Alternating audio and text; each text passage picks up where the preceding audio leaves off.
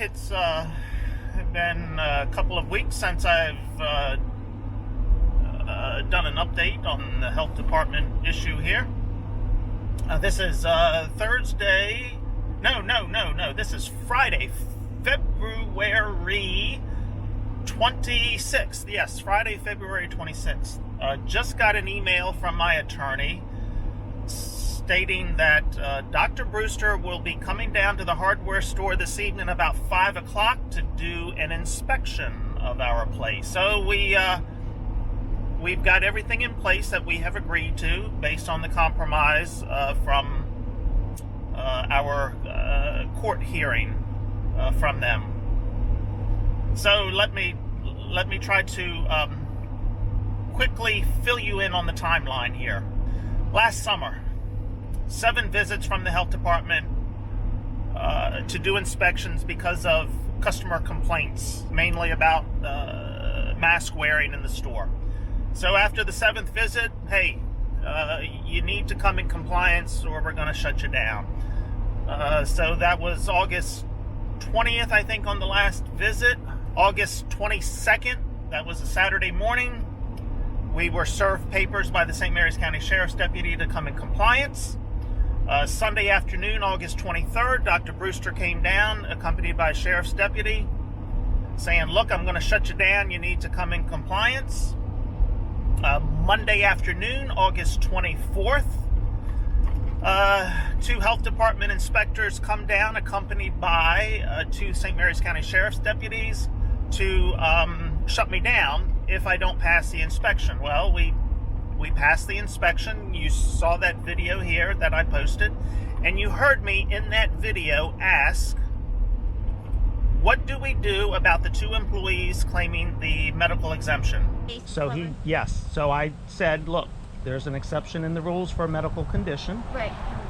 And he said he would get back to me. So no, he told you already, stating that they cannot have a face-to-face conversation or contact with the customers. No, when I read the article, right, the executive order, that does not state that in there. So I asked him to point that out to me. Right. So if you could point that out. Order. How do we handle that? They didn't have an answer for me. That was August 24th. We passed the inspection, all was good. They didn't close us down. We heard no more from them until I think it was just before Halloween, that week of Halloween, sometime in October. A health department inspector came down. I think I have a short video clip of that. Well, this week we got a visit from the health department, and we knew this was going to happen because last weekend we had a customer in the store taking pictures of the signs that we had up, the customers in the store without a mask. At the time, I did not have employees in the store without a mask. I don't think I did anyway. But the employees alerted me that, yes, there was someone in the store taking pictures. So we kind of expected that. Health department came down Tuesday to do an inspection because they had a complaint. But again, all was good. You know, they could not find anything wrong. So we went from August 24th to October, what was that, about the 27th, 28th, thereabouts. We changed nothing in the store after that inspection, August 24th. Okay, so now they've come in to inspect us. Well, in the meantime, what I learned was the first part of September, Dr. Brewster started going after a hair salon owner. Same issue, medical condition, medical exemption from wearing a mask. She shut the hair salon down. So she left me alone, went after the hair salon, shut the hair salon down. They went through the process, compliance plan to get reopened, and they finally reopened. You know, I talked to that owner. I've been talking to her over the last couple of months. She kind of wishes that she had just reopened as well like I did. Then it was December 1st. Health department employees come in, had a complaint from a customer not wearing masks, came in, did the inspection, wrote the report. December, there was another inspection in there. I think there were 2 more inspections there in that week of December, or within a 7-day period. December 4th, was an inspection date. And then December 10th. This December 10th was the nail in the coffin. That is when I walked in right ahead of them. And I was there as a customer. I was buying some stuff for the farm. They walked in right behind me. Talked to one of my employees who was wearing a mask. I was doing my shopping through the store. I didn't talk to them at the time. I didn't think they knew who I was. But anyhow, they knew who I was. After I looked at the camera footage, I realized they were the inspectors that had been coming in all along. So they wrote in their report that I was not wearing a mask. Everything else was kosher, but I was not wearing a mask. That was December 10th. That was on a Thursday. December 12th, that's when I was served the order to close. That was on a Saturday morning. Served the order to close by the St. Mary's County Sheriff's deputy. That's who served it, but it was from the health department. So we closed down. That's when I saw all of these inspection reports. And of course, one of those inspection reports was a completely false report dated for November 30th. They were never in the store on November 30th to do that inspection. It was just a copy of their December 1st report. So two reports that were identical. All they did was copy one report, change the date. So false report filed against me. So they closed me down because of the two employees claiming the medical exemption from wearing a mask, and then because of me, they had in their report I was not wearing a mask. And of course, they also had in one of their reports about me removing the sign on the door saying mask required, which that never took place. After 5 days of being closed, submitting a compliance plan to reopen that was not approved by Dr. Brewster. She did not approve the plan, so she said, no, we cannot reopen. I just went ahead and reopened anyway. And so we got through the Christmas holidays, New Year's holidays. It wasn't until, what was the date in January? The first week in January that I was served the temporary restraining order, that this was a case going to court. But we had been open the entire time. We had implemented the changes that we had told Dr. Brewster we were going to do in our compliance plan. Of course, one of the things that she wanted us to do that would have allowed us to open immediately was to have these two employees wear a face shield instead of a face mask, and we did not agree to that. Now, you saw her on record stating that face shields do nothing to stop the spread of the virus, but that's what she wanted us to wear, and we could have reopened and everybody would have been safe. A couple days later, my attorney goes before the judge representing me. Judge did not grant the immediate temporary restraining order, delayed or scheduled a hearing for a couple of weeks later, February 1st and 2nd. Had a Zoom hearing in front of the judge. You saw the video concerning that and how that went. We went back and forth over some compromise things that we could do to satisfy Dr. Brewster and her attorneys.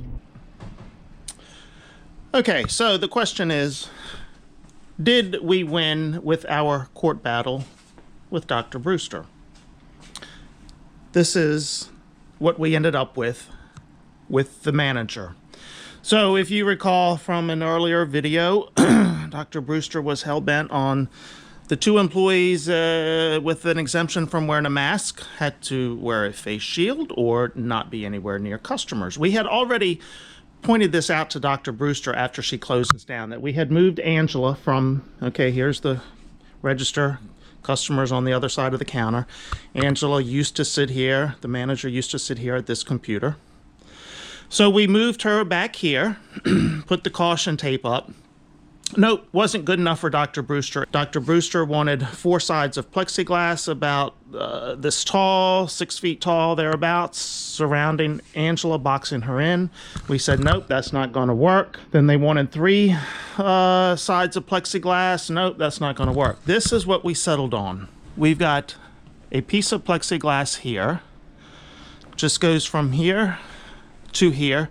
It separates the manager sitting here at this computer from the employees on the other side and from other customers. Now, granted, she was already, I think we measured this, she was already 12 feet away from customers as it was. But no, that wasn't good enough. So, okay, so we finally said, okay, we'll put this piece of plexiglass here. Okay, originally they wanted 2 HEPA air purifiers sitting here on either side of Angela. Let me spin around here. So they wanted 2, one here and one sitting over here. We said, nope, we're not going to do this. We decided on 1, okay?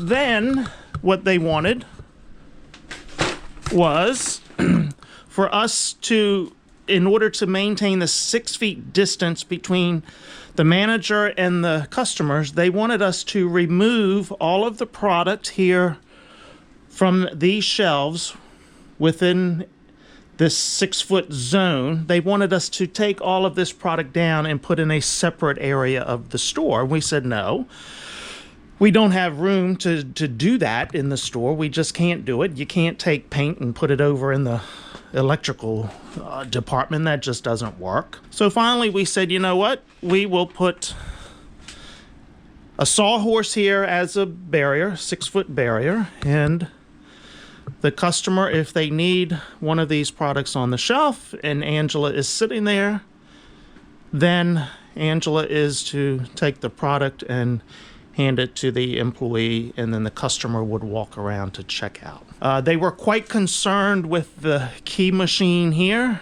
while they were here in the store that day while the attorneys were here. One of the employees had to cut a key, and they said, oh my goodness, that employee would be too close to the manager here, so we need a partition there. And we said, no, that's not going to work either. Okay, so it took us a week and a half to come up with this compromise solution. Got the email this morning, hey, Dr. Brewster coming down today at 5 o'clock to do her inspection to make sure we are doing what we have agreed to do. We sent pictures through my attorney of that area out there that I just showed you where the manager is to get the final approval so this document could be signed by all parties. Sent pictures to my attorney. Those pictures were not good enough for Dr. Brewster. She had to physically come down to the store to inspect to make sure that was all there. It took her all of 30 seconds to make the circle to look at that. Came down on a Friday evening. I think I mentioned that in one of my videos. You know, it's a 30-minute drive from her office in Leonardtown to Ridge. Came down to do that 30-second walkthrough because our pictures were not good enough. Okay, where was I? So yes, concerning the agreement. Until finally, we came to a compromise, and that compromise basically is 3 things: a sawhorse, a piece of plexiglass, and an air purifier. 3 things. And it's all optics. That's all it is. Okay, so the question is, did we win? So, as I've said, when she closed us down in December, she wanted these employees to either stay in the back room or here in the office, the 2 employees with the medical exemption. She wanted, I think there was a suggestion, maybe in not so many words. I'd have to ask my daughter about that, about laying these 2 employees off until the pandemic is over with. And then the day she met us here at the store after we had devised our compliance plan, moving the manager's desk, all of that, she said, nope, they have to wear a face shield. None of that happened. They're not wearing the face shield. I didn't fire them. They're not remaining in the back office or the back room. So I think that's a partial win. We had to sign a settlement agreement. Okay, so this did not go to the judge. We came up with this agreement here on what would take place. So as I explained out there, there was some back and forth about the plexiglass, the air purifiers. Oh yes, at one point, I think I mentioned to you, they suggested that the manager could work outside to do her job, and we said, no, that's not going to work. At one point, they suggested that, or not suggested, they wanted us to close the store and offer curbside service only for those times that I was not going to have a masked employee in the store. And I said, no, that's not going to work because we normally have, on average, only 2 people here at a time.